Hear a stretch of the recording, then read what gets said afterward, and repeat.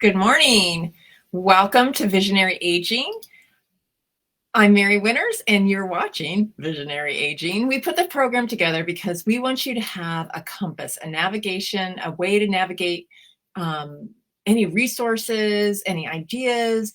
We want you to have the best quality of life through any age of life. So today we're going to have on Regan. She's one of our newest team members over at About Senior Solutions. She's going through our special training so that she can learn to be one of our life enhancement coaches. She'll be ready to rock into January. And we're going to talk a little bit about that program and how she is really supporting so many of our seniors, especially in light of the issues of loneliness and depression and isolation. So we're still going to be coming out and walking out of a lot of really terrible issues from every age group in regards to COVID. So we're here to make sure that we're combating that. Also, we have Steve McCullough. He has a caregiver question for us. So let's go ahead and we'll switch over to Steve. Let's see how he's doing. How are you? Good morning, Mary. I'm great. How are you?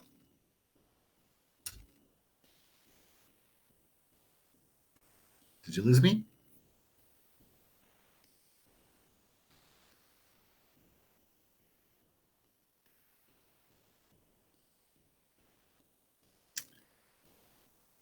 Well, I'm not sure if you lost me or if you can't hear me, but we do have a great caregiver question. It comes from one of our viewers. She wants to know, oh, there you are. I know. I had to shut the door, so I had a little magic TV moment there where I went out. Okay. So our caregiver question comes from one of our viewers. She's been spending a lot of time with her mom since Thanksgiving. Mm-hmm. She's noticed that her mom's slowing down a little bit. The house isn't as tidy as it was when she was growing up. Mail is starting to pile up. But what's concerning to her is that her mom appears to be more vulnerable. And so she wants to know what she can do, what kind of services are out there to ensure that her mom's not taken advantage of. Sure. Yeah. And you don't have to have dementia to be taken advantage of, and really any age. And we see these romance scams and so on and so forth. And let's make sure that she's safe. So I think the biggest thing is her physical safety. So checking the house, seeing what kinds of things, maybe a trip hazard or something that way that need to be removed. Let's look at her emotional safety. Do you have enough support around for her? Is she able to call out to you if she needs you? Who are the people she would call out to? Or do you have siblings that we also want to make those connections with? Or other family members? Do we have neighbors that connect with her and maybe even connect with you so that they can kind of put a little strategy together, or they're there to support you and your mom. And then we have financial safety too. So we see so often with older adults when they're bored or they don't have those connections or they don't have the wherewithal to kind of push somebody away who's asking for something. So we have people who just don't know how to say no, so they're taken advantage of. And then we have people who don't understand that they're being scammed. Mm-hmm. And years ago, I remember having a gentleman who was scammed by an organization who said they were a veterans organization. We're sending money to this organization and we need your help. So he was sending all of his cash. Well, he went through his cash. And then he started going to the neighbors saying, hey, I have this organization that I work with. I've given them $60,000. And I think it would be really good if you donated money as well. So obviously that alerted the neighbors to call family. And so the financial safety of someone who has access to the accounts. Do you have sole access? Is it appropriate for you to be able to have some kind of joint access to view what's happening? Does your mom have everything set up in a trust? So there's some level of fiduciary responsibility that you have to manage and support her funds with her, for her, accountable to a sibling. And so I think just looking at all the safety mechanisms and how we can support your parent in making sure that we don't let anything fall through the cracks with all levels of support and care. I think that's most important. I heard that the mail was kind of cluttering around. Sometimes we just aren't able to organize ourselves as easily or as well and decipher what we need or what we don't need anymore. Sometimes that's cognition. Sometimes that's truly boredom and just not having the access to communication with people like we did, or being able to get out and exchange in the market and all kinds of things. It's a real loss when we become completely isolated at home. So I love making sure that we follow through on somebody's wishes when they're home. But we really do have to make sure there's some level of stimulation to maintain brain strength and cognition and making good choices still. So I hope that helps. And definitely. Yep. We'll see. We'll tell you a little bit more about Anne too. So actually, I'm going to have Anne come on. She'll talk a little bit about our program that we do have and the training that she's going through.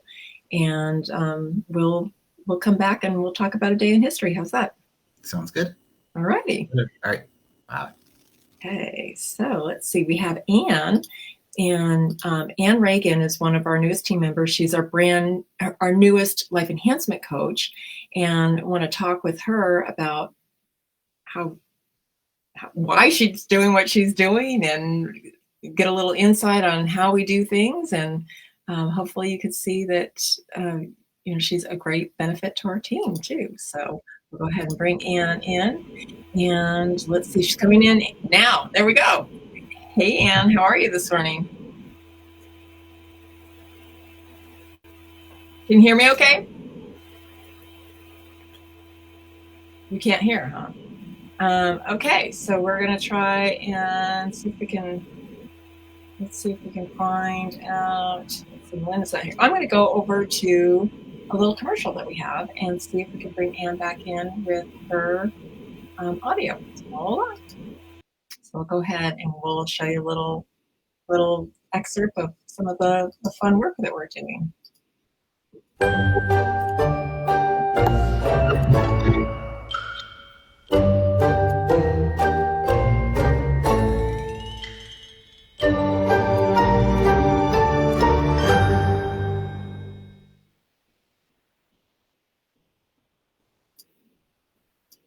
Okay, let's see if Anne's back. I don't know. We have maybe we have some challenges today, some little audio gremlins.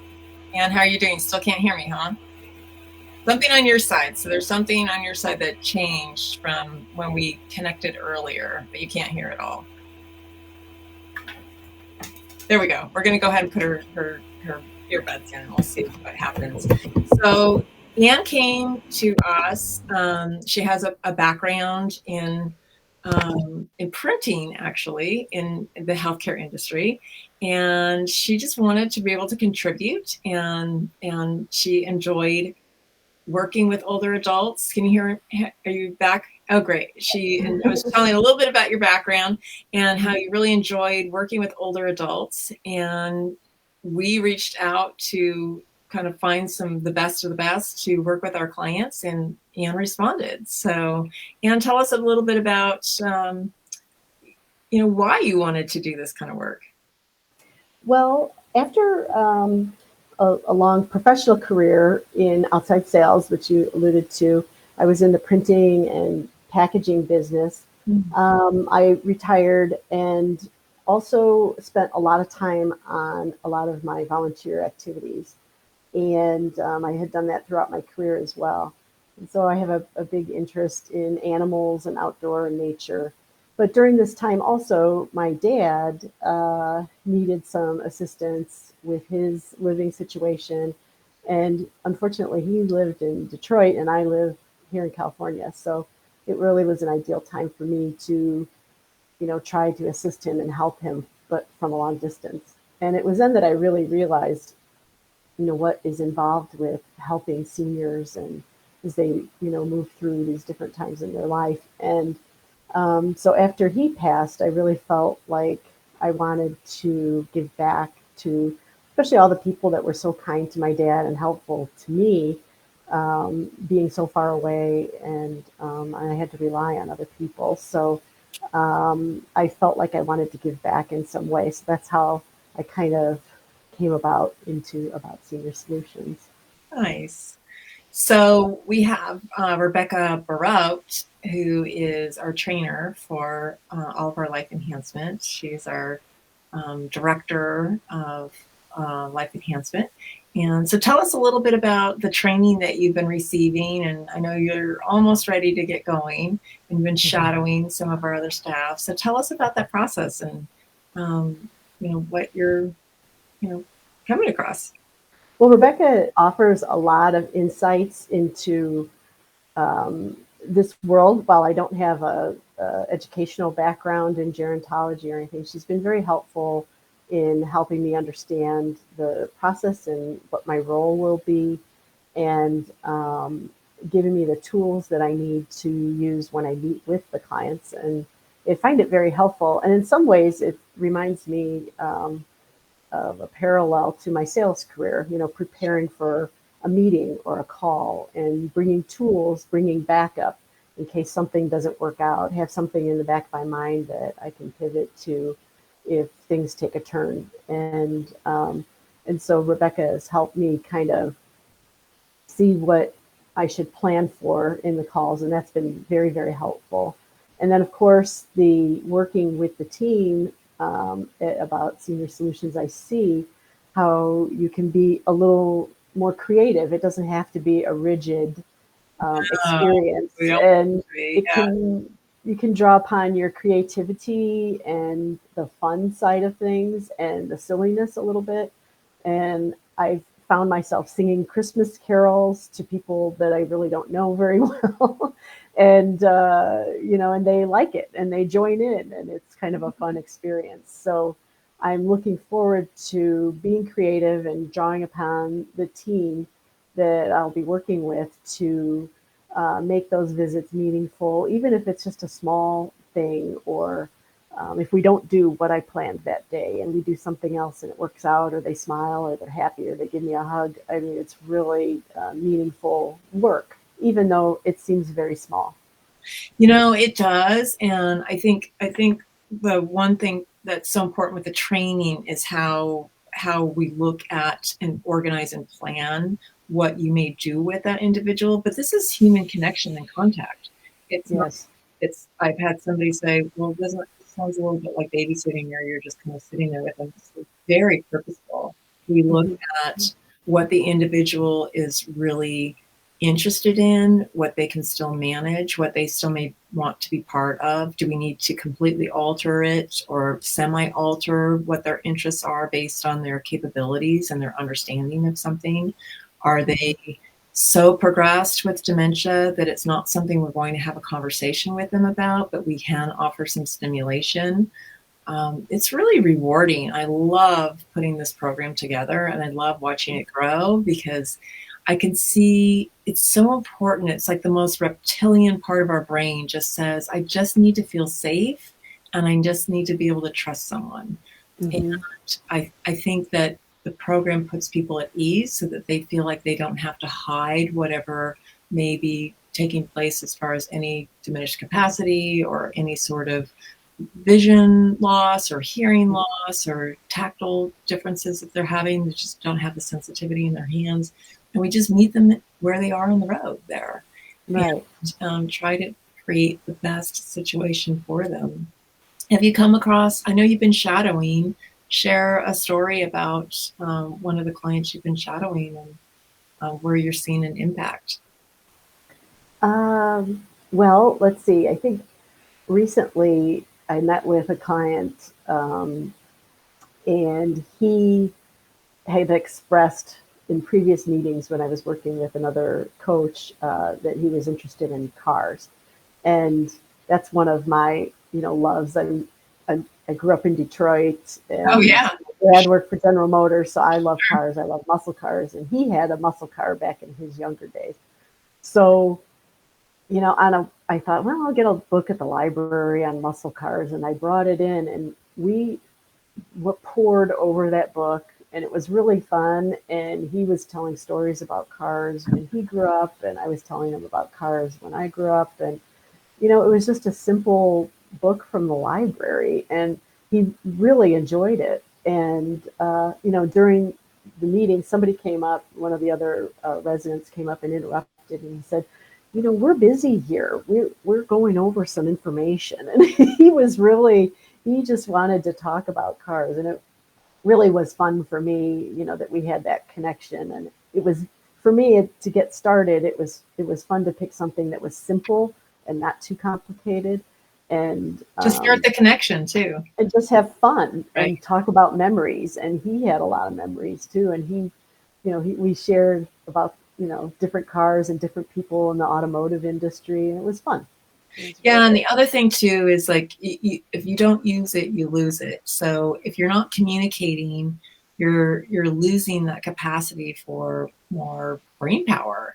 And I think the thing that's so wonderful too that we see with our clients is they may not remember things, or they're kind of chastise themselves for not remembering. It really becomes a therapeutic experience as we're allowing them to express themselves, make the mistakes, remember, and fill in the blanks, because we know that our brains will kind of fill in those blanks, especially if we have memory loss.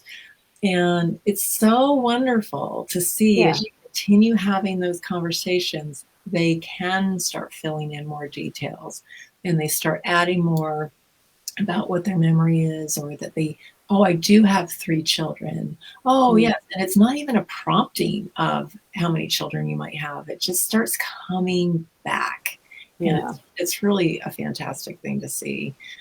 We also have John, who's attending physical therapy school. So he's even using some things in practicum with some of our clients too, which is really great.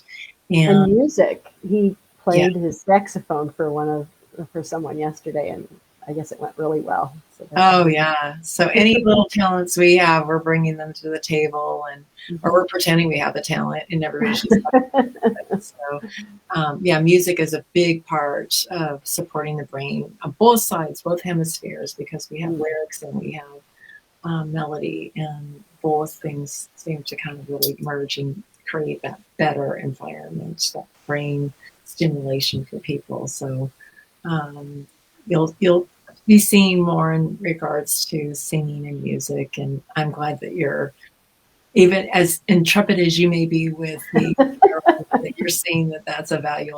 And it's also very interesting too, because when you have something that comes back from muscle memory, and then you start into other conversations, it kind of enhances that whole ability to start up again. So you started with something that was familiar, like, Jingle Bells, and that's what you're singing, but just coming to mind. And we sang that. Everybody knows it's a simple song, and it starts coming back, and then the memories start oozing in, and it's extremely therapeutic, especially if you can start guiding them into feeling very safe and secure. So kudos to you. I can't wait to hear more stories into next year. What's happening with our clients. Yeah, it's great. Thank you very much for the opportunity. Absolutely. So I think we're going to go ahead and we're going to pull Melinda in and hear a little bit about what she has to share this Friday before Christmas. So we'll go ahead, and Ann, we'll see you at the very end. How's that? Okay. All right. Here we go. We're going to go ahead.